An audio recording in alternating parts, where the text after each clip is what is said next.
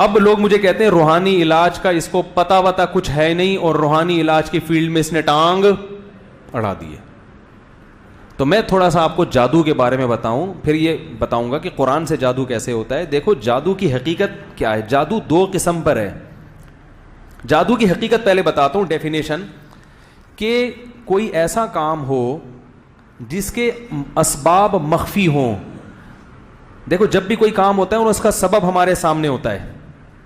جب بھی کوئی کام ہوتا ہے اس کا سبب ہمارے سامنے ہوتا ہے. جیسے میں آپ سے کہتا ہوں بھائی پانی چاہیے مجھے, آپ جائیں گے 2 ٹانگوں پہ چل کے وہاں سے نل کا کھولیں گے, گلاس لے کر آئیں گے, تو میرے لیے کوئی اچھمبے کی بات نہیں ہے یہ, کیونکہ مجھے پتا ہے کہ یہ ایک سبب ہے. چل کے گئے, نل کا کھولا, گلاس میں پانی گرا, آئے, پانی پیا, سیر ہو گئے. یہ کوئی اچھمبے کی چیز نہیں ہے. بعض کام ایسے ہو رہے ہوتے ہیں جس کی لاجک ہوتی ہے مگر ہمیں نظر نہیں آ رہی ہوتی. بغیر لاجک کے کام صرف اللہ کر سکتا ہے, یاد رکھو. اسباب کا محتاج صرف اللہ کی ذات ہے جو اسباب کی محتاج نہیں ہے. اللہ ایسا کچھ کر سکتا ہے جس کا کوئی سبب نہ بھی ہو, وہ کر کے دکھا دے گا. اللہ کے علاوہ کوئی دنیا میں ایسا نہیں ہے, نہ کوئی پیغمبر, نہ فرشتہ, نہ انسان, کہ جو کچھ کرے اور اس کے پیچھے کوئی سبب نہ ہو. سمجھ میں آ رہی ہے بات؟ لیکن بعض دفعہ وہ سبب مخفی ہوتا ہے, آپ کو نظر نہیں آ رہا ہوتا. تو آپ نتیجہ تو دیکھ رہے ہو, اس نتیجے تک پہنچا کیسے ہے سامنے والا, وہ ذریعہ آپ کو نظر نہیں آ رہا ہوتا. تو اس نتیجے کو کیا کہتے ہیں؟ جادو کیا ہے اس نے. ایسے نتائج کو کیا کہا جاتا ہے؟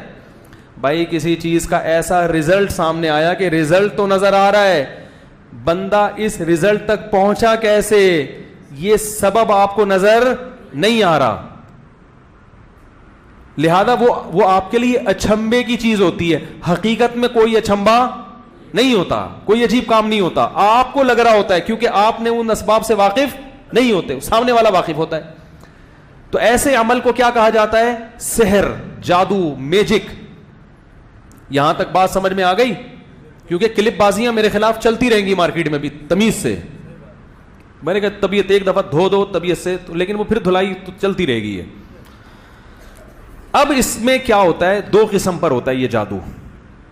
ایک قسم یہ ہوتی ہے کہ ایسے خفیہ اسباب اختیار کیے جائیں جن کا جنات سے تعلق نہیں ہے, صحیح ہے نا, بلکہ وہ سائنٹیفک لاجک ہے اس کی, مگر وہ ہاتھ کی صفائی کی مہارت ایسی کی ہے اس نے. جیسے میجک شو یوٹیوب پہ آپ دیکھتے ہوں گے, وہ کبوتر نکال دیا ڈبے سے,